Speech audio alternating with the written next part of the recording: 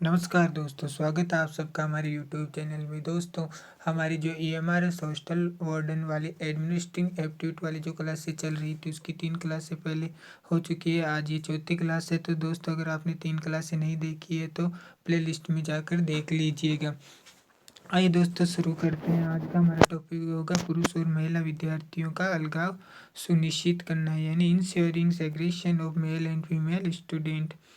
यानी छात्रावास प्रबंधन को सभी छात्रों की सुरक्षा और भलाई को प्राथमिकता देनी चाहिए, चाहे उनका लिंग कुछ भी। और ऐसी नीतियां लागू करनी चाहिए जो उत्पन्न होने वाली किसी भी चिंताएं और समस्या का समाधान कर सके। यानी दोस्तों, हॉस्टल वार्डन का महत्वपूर्ण कर्तव्य होता है कि छात्रावास में उपस्थित छात्र एवं छात्राओं को समान दृष्टिकोण से देखे और उनमें कोई भेदभाव किए बिना ऐसी नीतियां लागू करना चाहिए जिससे छात्रों की समस्या का समाधान भी हो सके और उन्हें उचित लाभ भी मिल सके। उन्हें समावेशी शिक्षा की ओर अग्रसर करना चाहिए। समावेशी और विविध जीवन परिवेश को प्रोत्साहित करने के लिए छात्रों के बीच सहयोग और आपसी सम्मान को बढ़ावा मिल सकता है। यानी समावेशी शिक्षा को लागू करेंगे तो छात्रों के बीच सहयोग और आपसी सम्मान को बढ़ावा मिल सकता है। सभी के लिए समावेशी और सुरक्षित माहौल बनाने के लिए लैंगिक समानता और संवेदनशीलता के बारे में जागरूकता बढ़ाने वाले खुले संवाद और शैक्षणिक कार्यक्रमों को बढ़ावा देना चाहिए। यानी दोस्तों, ऐसे कार्यक्रमों का आयोजन करना चाहिए जिससे समावेशी शिक्षा को बढ़ावा मिल सके।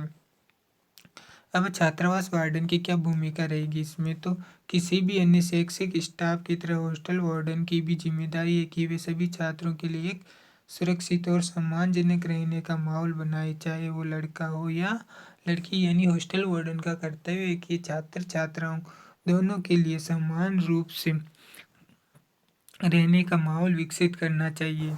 किसी भी प्रकार का भेदभाव नहीं करना चाहिए। जैसे सुरक्षा और सुरक्षा, यानी सभी छात्रों के लिए सुरक्षा और सुरक्षा सुनिश्चित करना ही सर्वप्रथम या सर्वोपरि उद्देश्य होता है हॉस्टल वार्डन के लिए।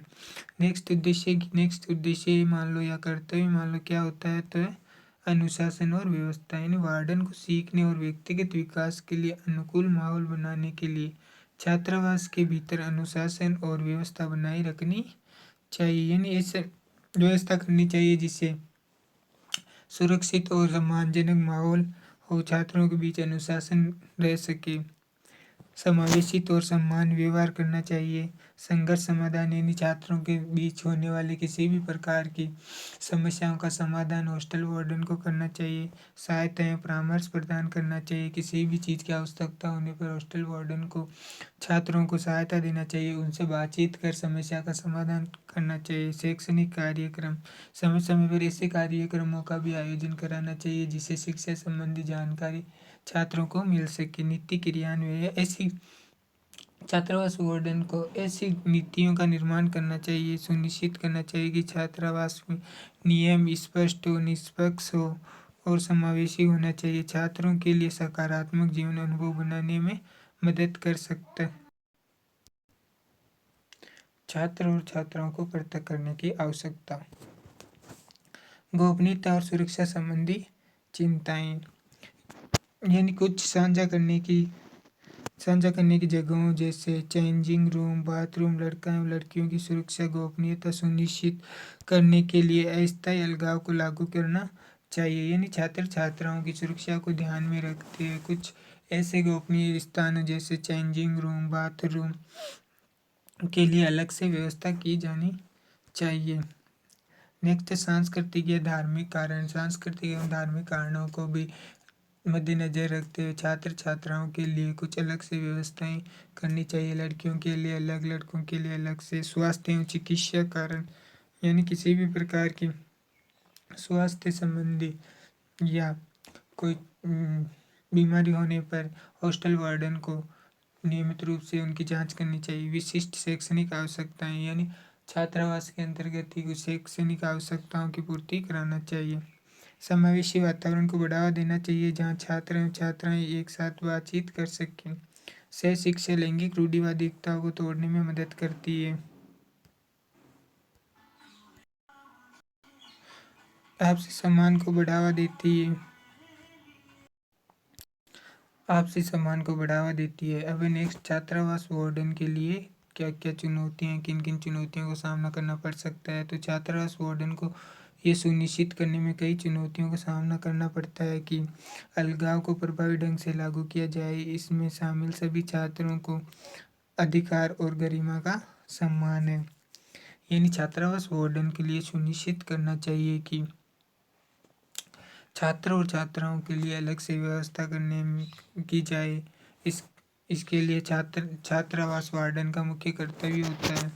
छात्रावास वार्डन को निम्न चुनौतियों का सामना करना पड़ सकता है, जैसे लिंग रूढ़िवादिता को रोकना, निष्पक्षता एवं समानता बनाए रखना, बातचीत का प्रबंधन करना। यानी हॉस्टल वार्डन में छात्र छात्राएं आपस में बात करने से रोकने के लिए ऐसे प्रबंधन करने चाहिए। छात्र प्रतिरोध से निपटाना, यानी छात्रों के बीच होने वाले झगड़े से निपटना, संघर्ष समाधान, किसी भी प्रकार की समस्या होने पर उसका समाधान करना, ये महत्वपूर्ण हॉस्टल वार्डन का ही कर्तव्य होता है। नेक्स्ट है शून्य सहनशीलता नीति। शून्य सहनशीलता नीति क्या है? इस नीति के अनुसार किसी भी प्रकार के नियमों का उल्लंघन करने पर कोई सहिष्णुता या उदारता नहीं होनी चाहिए। अपराधियों को तत्काल और गंभीर परिणाम भुगतने होंगे। यानी शून्य सहनशीलता नीति से तात्पर्य है कि किसी भी प्रकार की कोई अपराध करने पर छात्रों को तुरंत उस अपराध का दंड दिया जाता है। यह नीति निम्न अपराधों पर लागू होती है, जैसे मादक पदार्थों का सेवन करना, हिंसा या आक्रामकता, यौन उत्पीड़न करना, भेदभाव, घृणा, इस पर भाषण देने पर शून्य सहनशीलता नीति लागू की जाती है। इन पहलुओं पर ध्यान केंद्रित करके छात्रावास वार्डन लिंग भेद का सहारा लिए बिना छात्रों के समग्र कल्याण और विकास में योगदान दे सकता है। नेक्स्ट है लड़कों और लड़कियों के लिए छात्रावास में नियम। लड़कियों और लड़कों के छात्रावास में विशिष्ट नियम संख्या, संस्कृति, स्थानीय नियमों के आधार पर भिन्न हो सकते हैं। हालांकि आमतौर पर लड़कियों के हॉस्टल में पाए जाने वाले कुछ सामान्य नियम, जैसे व्यक्तिगत सुरक्षा का ध्यान रखना चाहिए, मुलाकात नीतियों का निषिद्ध वस्तुएं, अनुशासन एवं आचरण, अतिथि नीतियाँ, स्वच्छता एवं स्वास्थ्य, सफाई और रखरखाव, आपातकालीन प्रोटोकॉल, सुरक्षा उपाय, ड्रेस कोड, इंटरनेट सेवाएं। यानी दोस्तों, इंटरनेट सेवाओं का सीमित मात्रा में उपयोग करना, सुरक्षा करना, किसी भी अन्य व्यक्ति से मिलने से रोकना, अनुशासन बनाए रखना, स्वास्थ्य एवं सुरक्षा का ध्यान रखना, यह सब छात्रावास में लड़कियों के लिए सामान्य नियम है। नेक्स्ट है हॉस्टल वार्डन के लिए महत्वपूर्ण बिंदु। लड़कियों के छात्रावास में एक महिला छात्रावास वार्डन और लड़कों के छात्रावास में एक पुरुष छात्रावास वार्डन का होना चाहिए, क्योंकि यह प्रत्येक लिंग की विशिष्ट आवश्यकताओं और चिंताओं के लिए बेहतर समझ और समर्थन को अनुमति देता है। लिंग विशिष्ट वार्डन रखने के क्या क्या फायदे होते हैं? लिंग संवेदनशीलता, विश्वास और आराम, संस्कृति और धार्मिक विचार, भूमिका मॉडलिंग, गोपनीयता, सुरक्षा। यानी छात्रों के लिए पुरुष छात्राध्यक्ष,